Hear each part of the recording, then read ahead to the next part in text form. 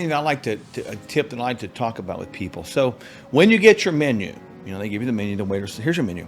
You look at that menu. I want you, instead of looking at that as individual single meals that are put together like that and no other, look at that whole totality of those things as a buffet. And if I actually measure myself on a body composition analysis scale, like a whole body scan or an in-body, my body fat percentage is somewhere between 11 and 13%. Yeah. But if I'm looking at body mass index, I'm morbidly obese, and that puts me in the category of being depressed. Let's talk about a new system. Well, they're bringing it on us, right? They've 90% of all the central banks globally, they're going to come in with messaging like this is the amazing white knight on a shiny horse coming in to save the day, right? Well, no.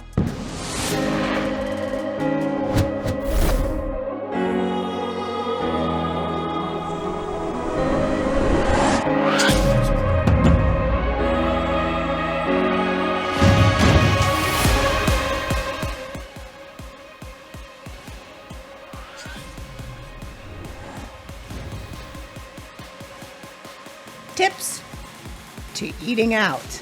Oh my gosh, that's a big subject right there. People struggle with that, and we've got a lot of things that can help them. So I think let's take it from the top. Can you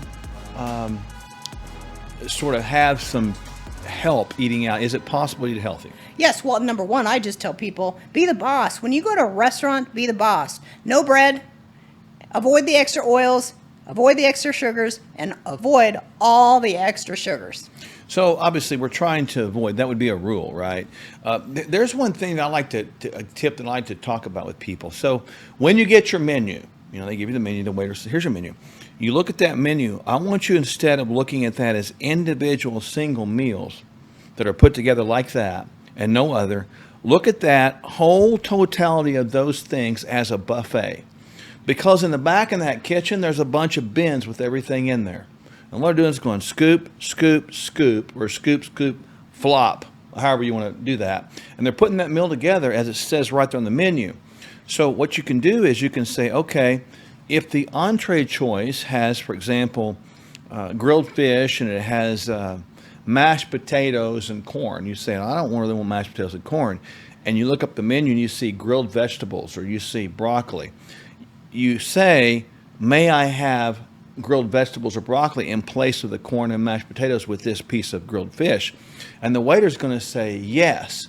At worst, they might say, well, there's a little upcharge, like $1 or $2 or $3. But in that case, you're actually making a better choice. Yes. I often will look at the menu online before I go to the restaurant. That gives me the intentionality of what I'm going to order when I get there, so I'm not tempted by anything else on the menu. I've seen all of the choices. I definitely don't go in hungry. No. And I've looked at that menu before I get there. Well, then that's a good one. I think leads it to another tip is not going in like starving and ravenous, because we make worse decisions typically. You can have some water.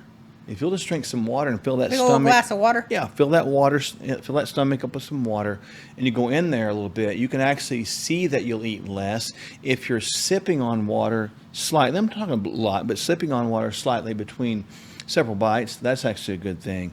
Another thing that I like to do is like to tell people, when you go with a group, you sometimes have this peer pressure because you don't control what they order, but don't let them control what you order. In other words, don't be the first to order. Yeah, well, be the first to order, or don't participate in someone else's misery. I mean, you have people have this shame game they play. They say, gosh, Michelle, can't you have a little fun? Come on, eat a piece of pie with me. Gosh, what's wrong with you? Well, we don't fall for that anymore, and you shouldn't either. There's nothing wrong with you. You're just choosing to make your own decision about what you put in your mouth, and there's nothing wrong with that.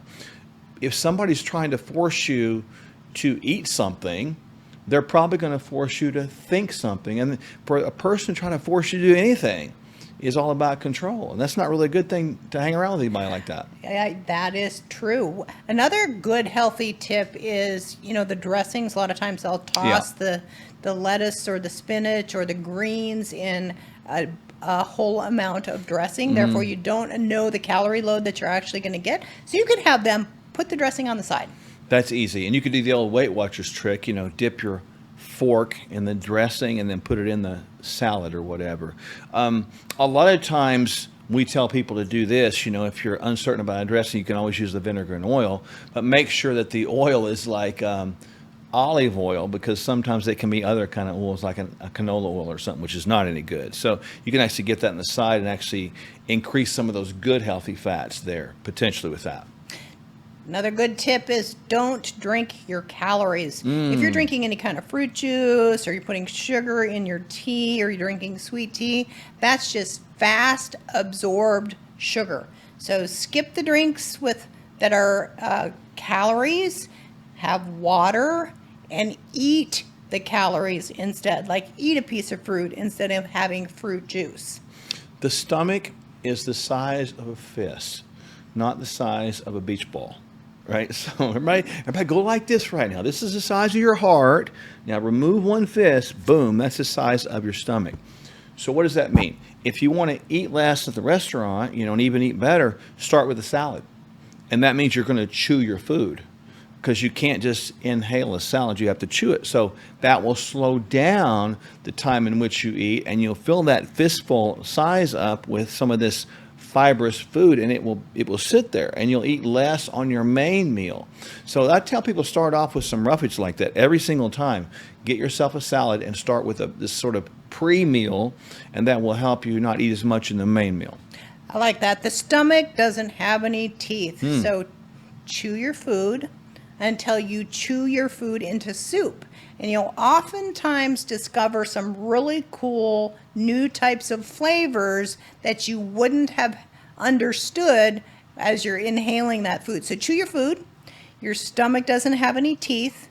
Digestion starts in the mouth. So as we really chew and masticate that food, it's easier on the stomach and better on the digestive processes. A little, we do this a lot too. Sometimes we'll order a soup sometime beforehand. And I know it kind of goes somewhat, might seem a little contraindicatory with that idea. You said don't drink your calories, but soup has some nutrients in it, and it also takes up space. So it's actually some kind of nutrients that take up that space in that belly, so you do eat less during the meal. So you can start off with a good hearty soup, like a good hearty vegetable and beef soup. We've done that many times, and that's been great. Or some sort of a vegetable soup as a general, like a broth soup. Those are good as well. The other thing we do is we always share a meal. We look at the portion size, and if it's late at night, it's often a portion for two. So we'll share that portion, and if we're going to each have a portion, we'll plan to take half home. There was a lot of tips that we talked about here, and folks, here's the thing with this. Take all these tips. I really encourage you in this segment here to go back and write them all down. Just make yourself a list and start employing those, because that will help you navigate the waters of a menu at a restaurant, even navigate the waters in front of your peers and friends out there. So we can actually make a restaurant visit healthy.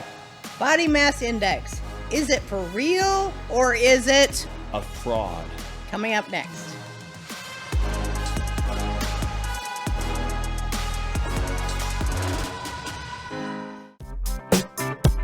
And when you navigate through these economies with people, here's what happens. We want to hold their hand through it, let them know when it's time to buy, sell, reallocate, get out of Dodge. Because a lot of times when you're struck with fear does two things. Number one, it can paralyze, and people just put their head in the sand and say, I'm just going to forget about it and hopefully it gets better. Or it causes you to make a wrong decision. And this is why we are here, is to help people navigate through the political quagmire nonsense that's going on, the economic malaise, and the absolute collapse that we're seeing. And when our freedoms are eroding, our political freedoms, our economic freedoms, our personal freedoms, our religious freedoms, our health freedoms, they're all tied together. But you know what doesn't need to erode with that? Our finances. KirkElliottPhD.com/Sherwood. Hey friends, you already know the answer to this, but we'll ask you anyway. If you stay away from your favorite junk food for a month and then go back to supersizing it, Will your health improve? Well, that's the thing about change. To change, we have to be as consistent as possible. And when we go back to an old habit, it's not the end of the world. We just get back at the new habit. Before you know it, real transformation is evident to you and others. That's why we offer a bunch of helpful bonuses when you subscribe to Kingdom Fuel. Kingdom Fuel is our complete nutritional meal shake. It's the simple start to a transformed life, and we'll auto ship every month so you don't run out. You'll receive 2 free shaker cups, free access to our video courses, and a monthly call with us filled with practical inspiration. Just see the link below or on your screen and subscribe today.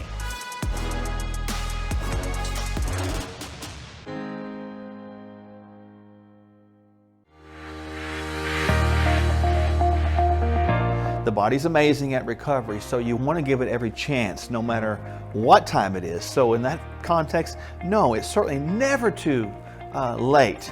You're never too old to start trying to be healthy. No matter where you are in terms of your health, that you can turn this around. It's never too late to start a wellness program, and it's never too late to reach your healthcare goals. There's an old adage, and I'm not sure where it came from, but I really do like it. And they say the best time to plant a tree is 20 years ago. The second best time is today. We just want people to hang on to hope. We are hope dealers.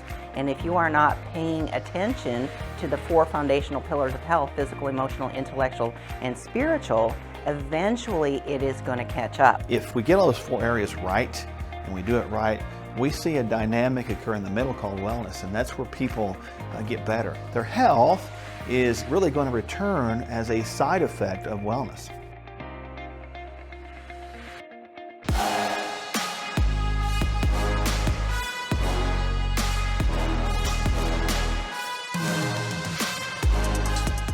Common question we get asked all the time is, why is body mass inaccurate, and why could it potentially be misleading?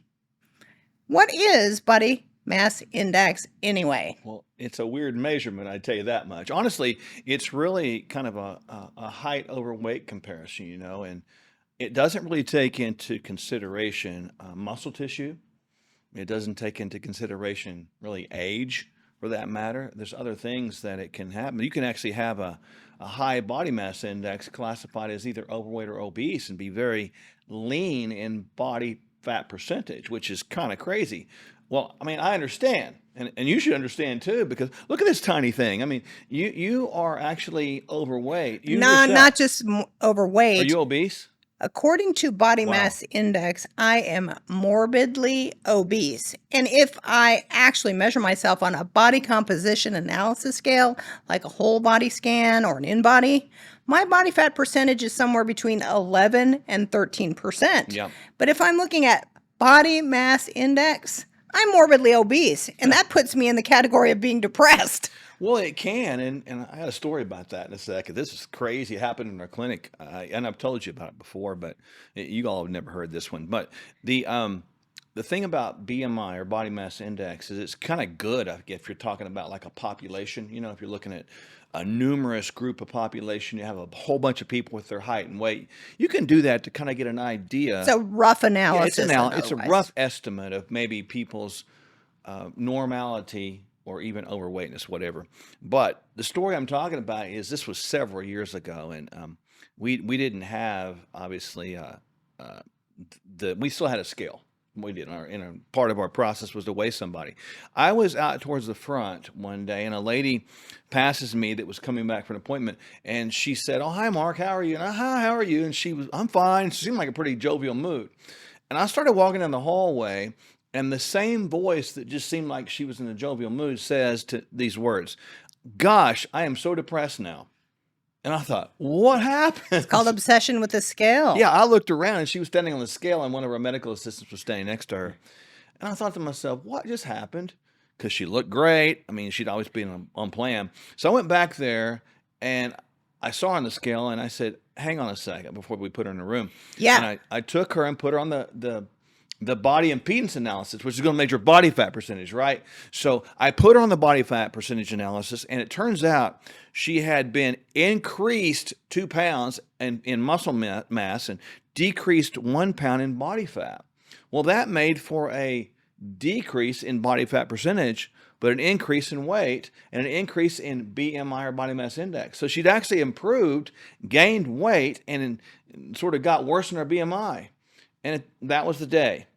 That was the day I decided to take that expensive scale and go across the parking lot to the dumpster.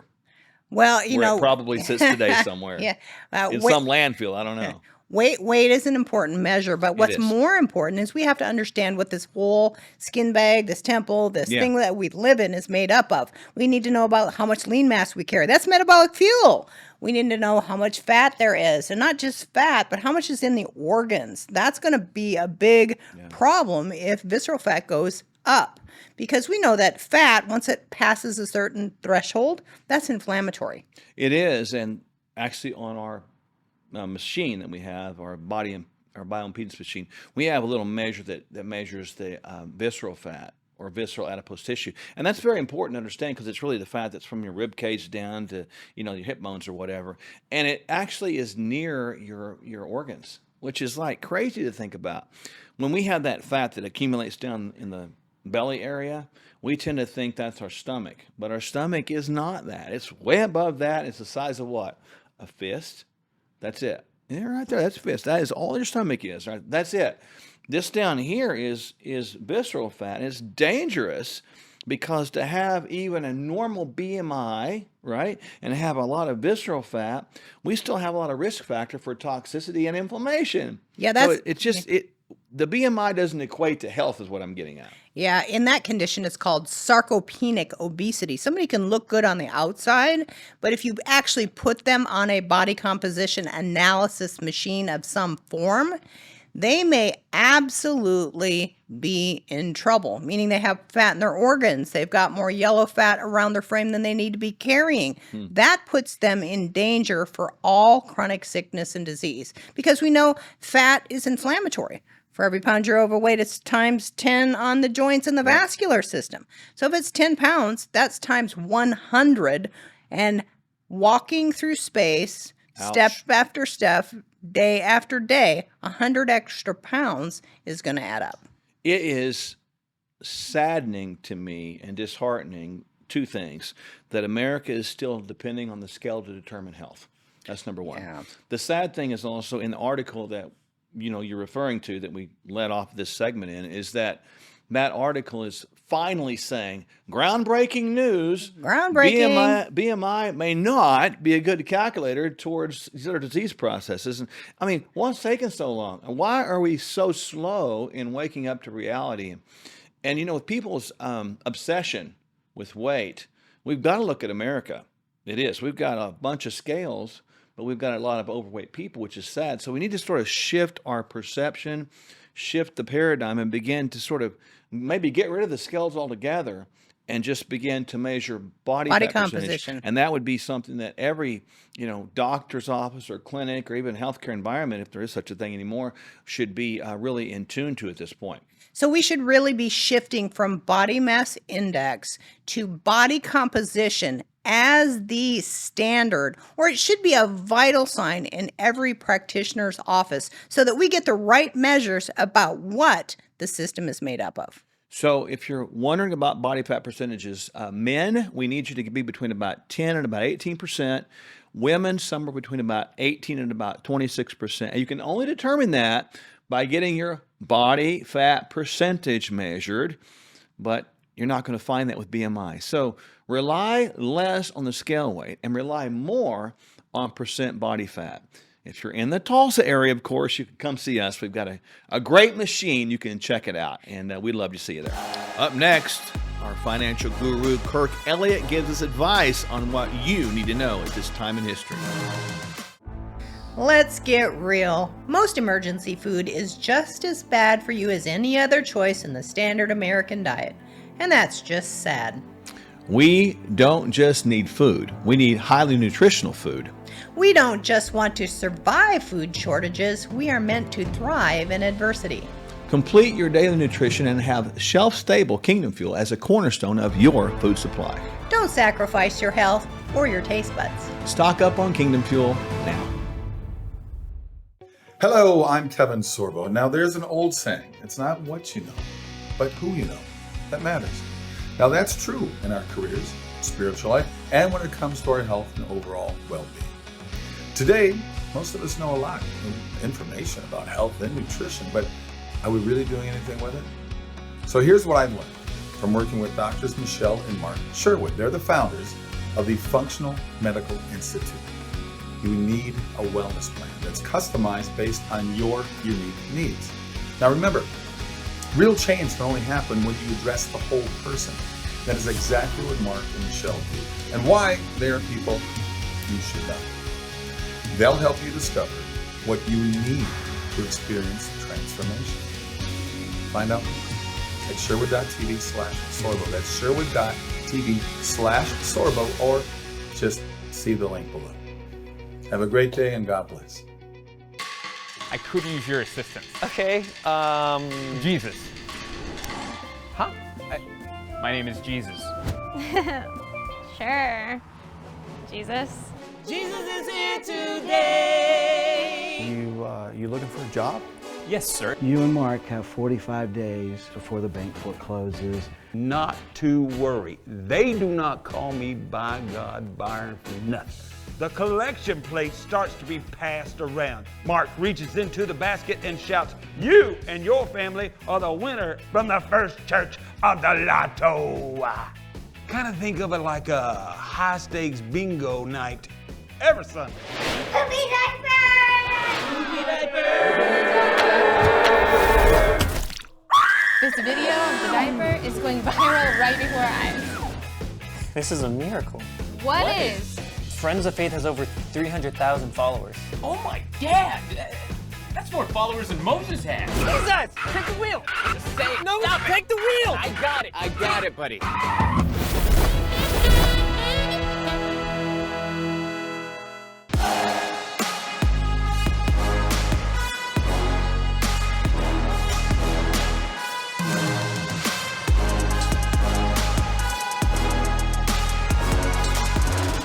Hey, Mark, it's great to be with you again. And we've all been talking about the globalists and their plans for a big global reset and what that means for a long time now. Well, starting on January 16th, for 1 week, they were all meeting the G7, the G20, the IMF, the World Economic Forum.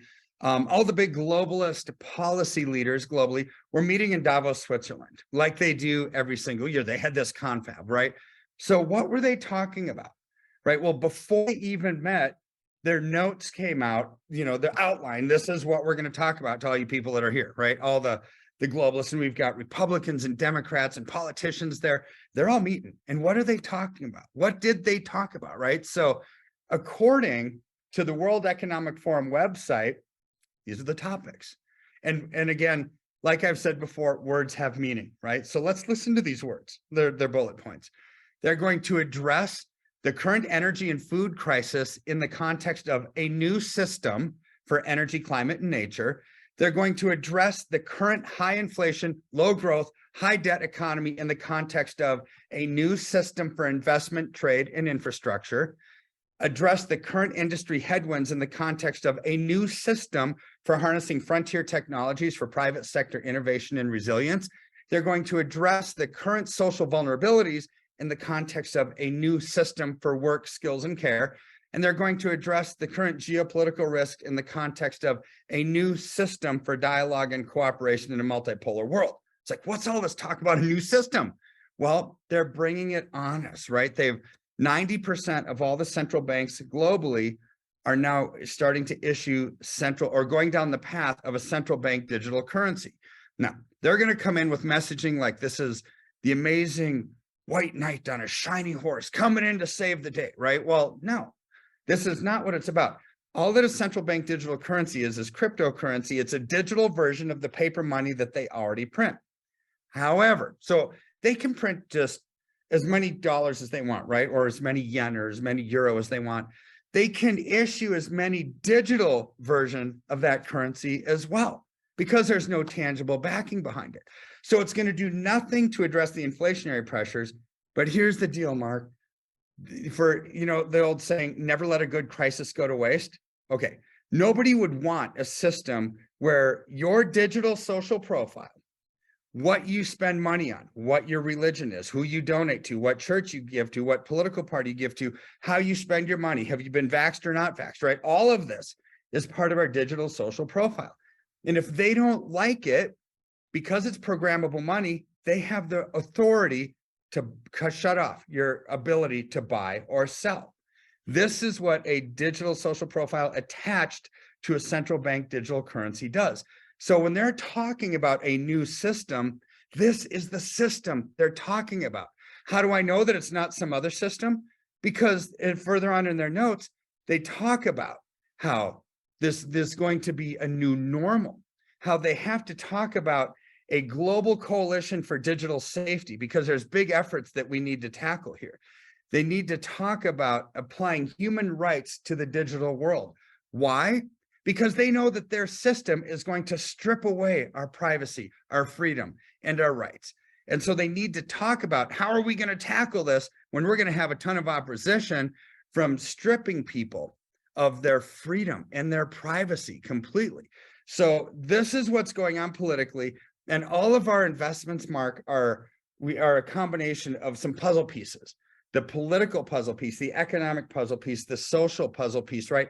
They all get put together. And this is what I do and what we do at our firm is put those puzzle pieces together and strategically put together a system to get out of the path of this hurricane and safely reallocate to get out of the system where you're not just a digital number, where your programmable money can shut you off from buying or selling, right? So how do you do that?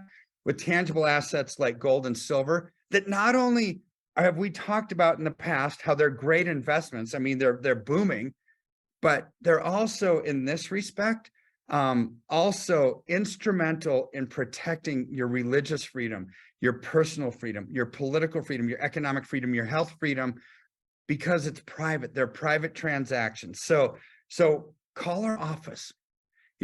Mark, you and I talk a lot about this, and every one of the viewers should give us a call because we can strategically map out. It's a free consultation, your strategy for success so you can thrive. And all you have to do is go to kirkelliottphd.com/Sherwood, or you can just give our office a call, 720-605-3900, and say Dr. Mark sent you. Exploring biohacking, bioharmonizing, biosynergizing, stacking, resilience, or anti-fragility? Start here. No gimmicks, just proven results.